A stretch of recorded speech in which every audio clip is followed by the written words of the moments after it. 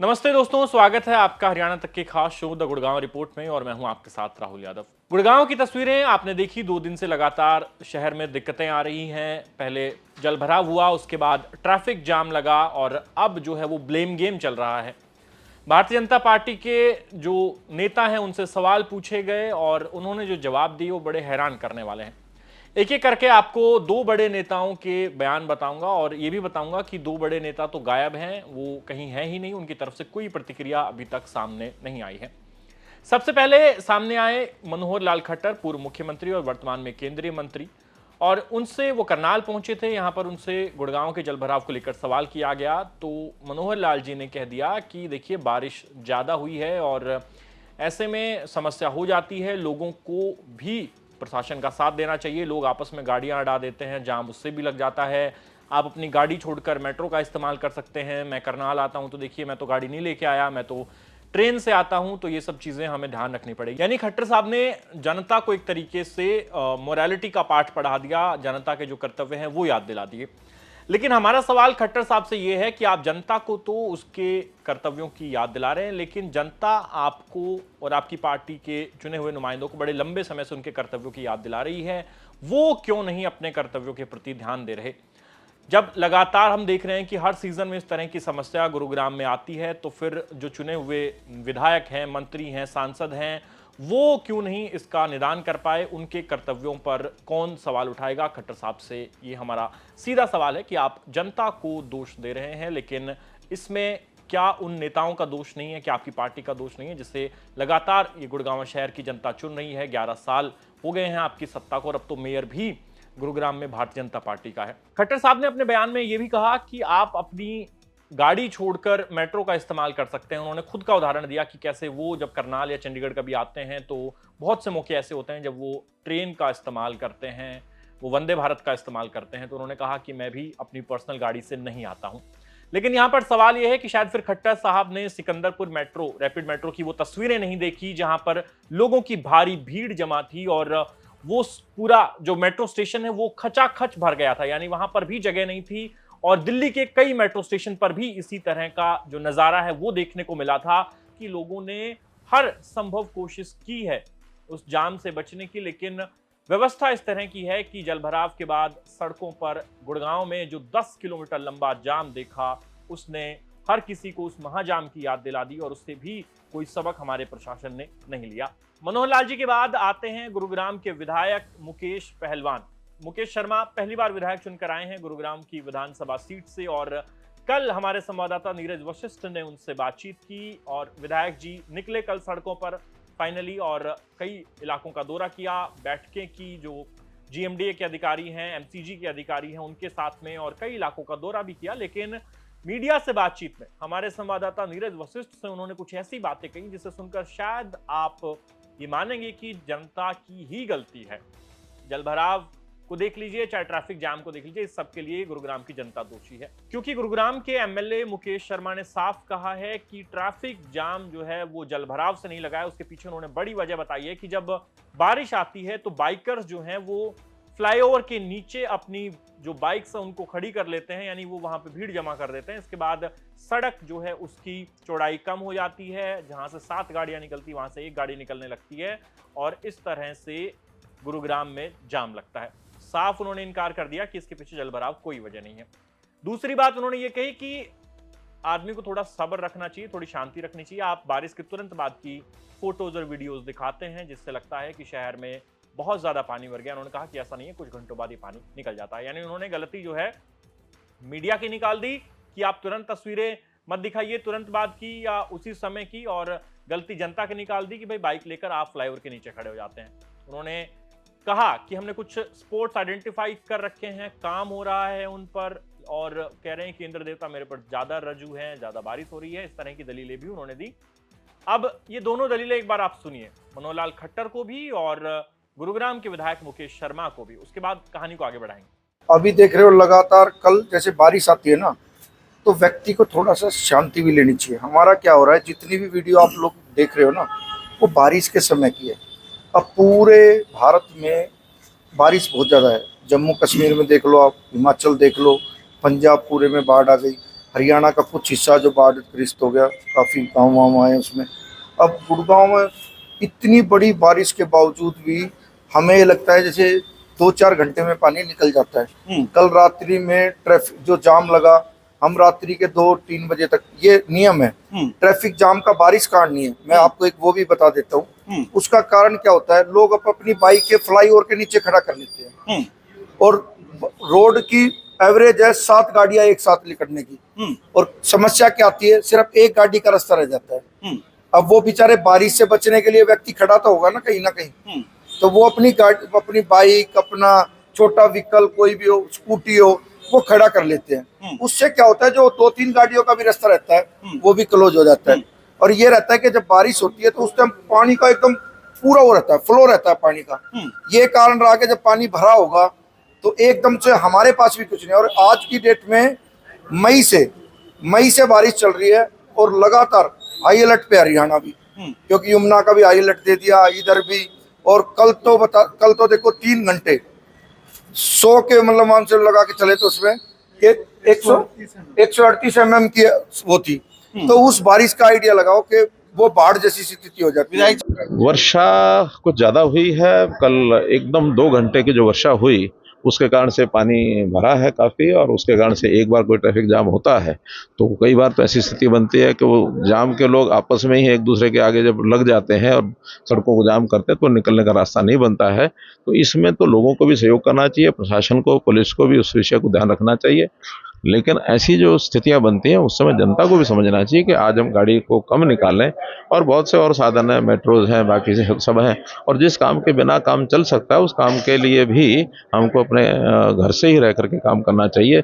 मैं पिछले दिनों में स्वयं अपनी गाड़ी से नहीं आता रहा हूँ, बल्कि ट्रेन का सहारा मैंने लिया। मेट्रो इसलिए भी होती है कि ट्रैफिक जाम की जो व्यवस्थाएं होती है उससे हम बच सकें। तो इसमें एडमिनिस्ट्रेशन को अपना काम करती है, जनता को भी सहयोग करना चाहिए ताकि ये समस्या आगे ना आए। ये तो हुई बात भाजपा के उन 2 नेताओं की जिन्होंने सामने आकर इस पूरे मामले पर सफाई दी है, लेकिन सफाई में भी क्या बातें कही हैं वो आपके सामने है।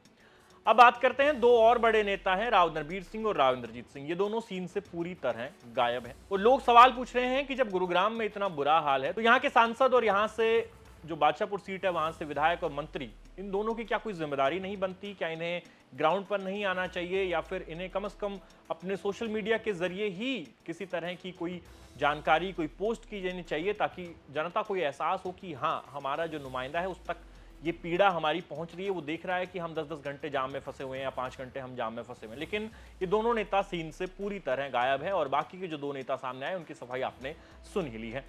अब रुक करते हैं ऑपोजिशन की ओर। ऑपोजिशन की तरफ से कल कांग्रेस पार्टी के सांसद दीपेंद्र हुड्डा ने अपने दिल्ली आवास पर एक प्रेस कॉन्फ्रेंस की। इस प्रेस कॉन्फ्रेंस में उनके साथ गुरुग्राम शहरी जिला अध्यक्ष पंकज डावर, ग्रामीण जिला अध्यक्ष वर्धन यादव, इसके अलावा पायल चौधरी जो पटौदी से चुनाव लड़ी वो भी साथ थी, और मेवात के जिला अध्यक्ष भी उनके साथ थे। तो उन्होंने यहां पर इस प्रेस कॉन्फ्रेंस के दौरान कई गंभीर आरोप लगाए। दीपेंद्र हुड्डा ने साफ कह दिया कि 2000 करोड़ रुपए का जो खर्च है वो हुआ था कि नालों की सफाई होगी, नाले बनाए जाएंगे, लेकिन वो 2000 करोड़ रुपए कहां गए किसी को नहीं पता। उन्होंने कहा कि हमारे इस साइबर सिटी को सिंक सिटी बना दिया है, गुरुग्राम को पहले कूड़ाग्राम बनाया और अब जलगांव बनाने पर तुले हुए हैं। दीपेंद्र हुड्डा ने कई आरोप लगाए। उन्होंने पूर्व मुख्यमंत्री मनोहर लाल खट्टर को भी घेरा। कहा, मैंने खट्टर साहब से ये सवाल पूछा था लोकसभा में खड़े होकर, तो उन्होंने अपने जवाब में कह दिया था कि गुरुग्राम में इस तरह की सिविक इश्यूज मेजर कोई नहीं है, यानी लोगों को बड़े स्तर पर कोई दिक्कत नहीं है। और लेकिन ये जो खट्टर साहब का जवाब था इस पर काफी हल्ला मचा, क्योंकि ग्राउंड पर स्थिति इसके बिल्कुल उलट थी और खट्टर साहब आज भी अपनी कमियों को एक्सेप्ट करने को तैयार नहीं दिखाई देते। दीपेंद्र हुड्डा ने अपनी इस प्रेस कॉन्फ्रेंस में गुरुग्राम को लेकर कई गंभीर आरोप भारतीय जनता पार्टी पर लगाए हैं, जिसमें 2000 करोड़ रुपए के स्कैम की बात कही गई है। साथ ही उन्होंने ये भी बताया है कि किस कदर इन्होंने एक नया मेट्रो स्टेशन तक नहीं बनाया। मेट्रो में सफर करने की बात करते हैं पूर्व मुख्यमंत्री मनोहर लाल खट्टर, लेकिन 1 इंच मेट्रो इन्होंने आगे नहीं बढ़ाई पिछले 11 सालों में। तो दीपेंद्र हुड्डा के आरोप आप एक बार सुन लीजिए। 7 अगस्त को मैंने एक प्रश्न पूछा था शहरी कार्य आवासन मंत्री खट्टर साहब से कि गुड़गांव की जो नरकीय स्थिति है, कहीं जाम का सामना करना पड़ रहा है, कहीं वाटर लॉगिंग का, जल भराव का सामना करना पड़ रहा है गुड़गांव वासियों को, कहीं कूड़े कचरे का सामना करना पड़ रहा है। सफाई व्यवस्था गुड़गांव की सारी चरमराई हुई है, सारी सड़कें टूटी हुई हैं। गुड़गांव की नरकीय स्थिति के लिए सरकार क्या करे? उनका जवाब आया लिखित रूप से, और जवाब दिया खट्टर साहब ने इस प्रश्न का, और उन्होंने उस जवाब में कहा कि गुड़गांव में किसी भी प्रमुख नागरिक बुनियादी ढांचे से संबंधित समस्याओं का सामना नहीं करना पड़ता है। ये भारत सरकार के मंत्री का जवाब है, जो 10 साल हरियाणा के मुख्यमंत्री रहे हैं, और कहा कि किसी भी, मैं दोबारा पढ़ देता हूं, उनका जवाब है किसी भी प्रमुख नागरिक बुनियादी ढांचे से संबंधित समस्याओं का सामना नहीं करना पड़ता है गुड़गांव वाले। और इन्होंने कहा कि ये प्रश्न ही गलत है, गुड़गांव में तो सब बहुत बढ़िया है। मगर आज सच पूरे देश के सामने है। गुरुग्राम नहीं, गुरुग्राम को गुरुजाम बना दिया है। जो मिलेनियम सिटी हमारे समय बनी थी, जिसकी पहचान विश्व स्तर पे हुई थी, उस मिलेनियम सिटी को सिंक सिटी बना दिया। बारिश आते ही डूब जाती है और लोग डूब जाते हैं। उसको सिंक सिटी बना दी। जो cyber city, Gurgaon cyber hub के रूप में, साइबर सिटी के रूप में दुनिया में पहचान बनी थी, उसको क्राइम सिटी बना दिया है। 2016 में 24 घंटे का जाम, महाजाम, पूरी दुनिया के अंदर उसकी खबर छपी थी। सरकार ने कोई सबक नहीं लिया। और अब एक नई चीज सामने आई है कि 2016 से और इस वर्ष तक 2000 करोड़ का आवंटन किया गया जल भराव से निजात दिलाने के लिए। ड्रेन बने गुड़गांव में, ड्रेन के लिए 2000 करोड़, और नालों की सफाई और नाले बने। मगर नालों की सफाई तो हुई नहीं, ये 2000 करोड़ साफ हो गए। वो कहां नाला बना यही नहीं पता चल रहा गुड़गांव में। अभी ऑडिट हुआ है, यही नहीं पता चल रहा है 2000 करोड़ गए तो गए कहां। ये तो हुई बात सत्ता पक्ष और विपक्ष की। इन दोनों की ओर से गुरुग्राम को लेकर खूब राजनीति की जा रही है। भारतीय जनता पार्टी के लोग कहते हैं कि कांग्रेस के राज में बहुत ही अनप्लान्ड तरीके से गुड़गांव का एक्सपेंशन हुआ, जिसका भुगतभोगी आज भारतीय जनता पार्टी है। उन्हें भुगतना पड़ रहा है और गुड़गांव की जनता को भी भुगतना पड़ रहा है। दूसरी तरफ कांग्रेस है जो कह रही है कि आपके पास 11 साल थे, आपने कुछ क्यों नहीं किया, क्यों नहीं आपने इन व्यवस्थाओं को दुरुस्त किया।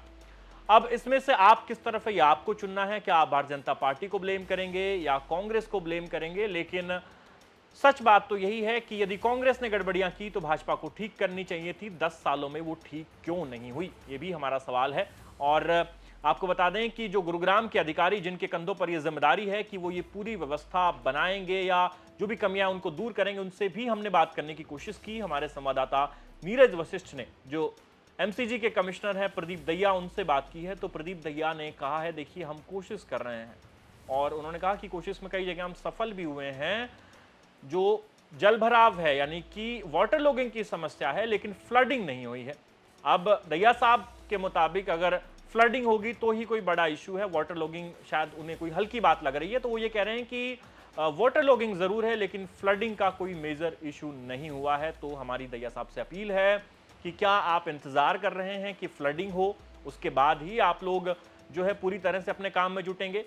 और इस बातचीत में उन्होंने कई तरह के दावे किए। साथ ही कहा कि जीएमडीए और ये अलग अलग जो एमसीजी है, जीएमडीए है, इनके बीच में तालमेल की पहले कमी होती थी, लेकिन उसे अब सुलझाया गया है।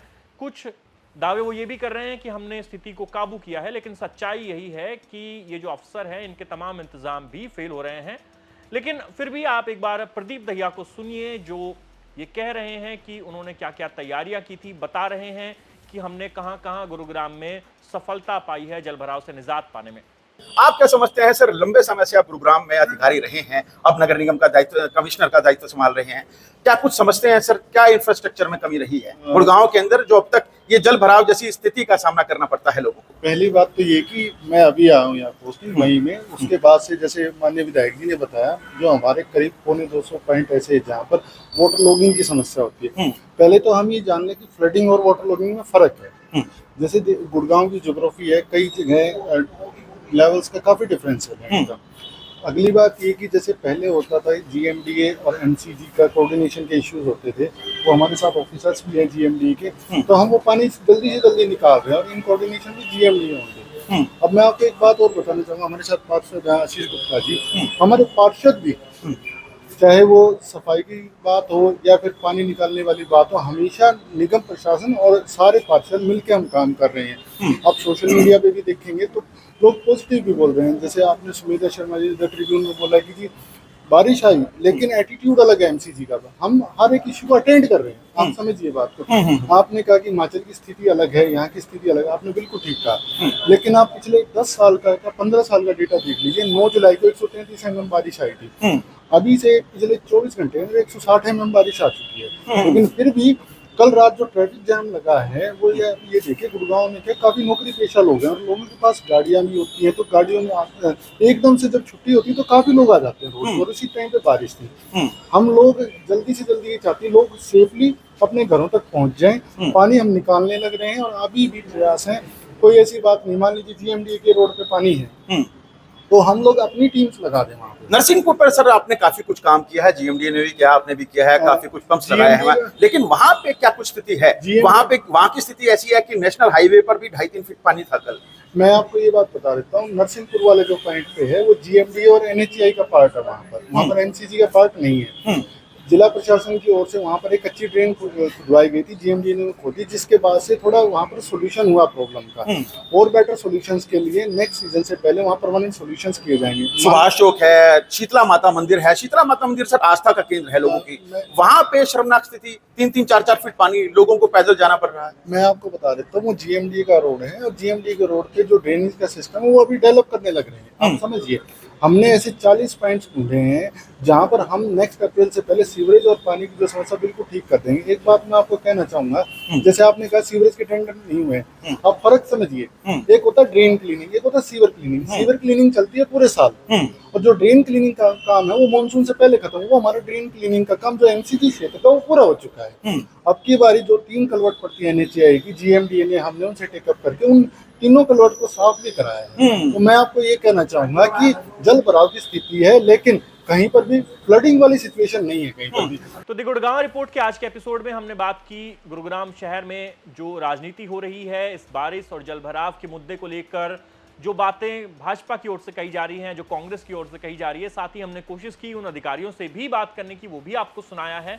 आपको क्या लगता है गुरुग्राम की इस बदहाली के लिए कौन जिम्मेदार है और किसको आप दोष देना चाहेंगे? कमेंट सेक्शन में लिख के बताइए। और कोई और इस तरह की आप बात चाहते हैं जो गुरुग्राम को लेकर उठाई जाए तो वो भी हमें कमेंट सेक्शन में लिखें। हम आपकी आवाज़ सरकार तक ज़रूर पहुंचाएंगे, आपके हिस्से के सवाल सरकार से ज़रूर पूछेंगे। आज के इस एपिसोड में इतना ही। जल्द आपसे मुलाकात होगी दूसरे एपिसोड में। आप देखते रहिए हरियाणा तक। धन्यवाद।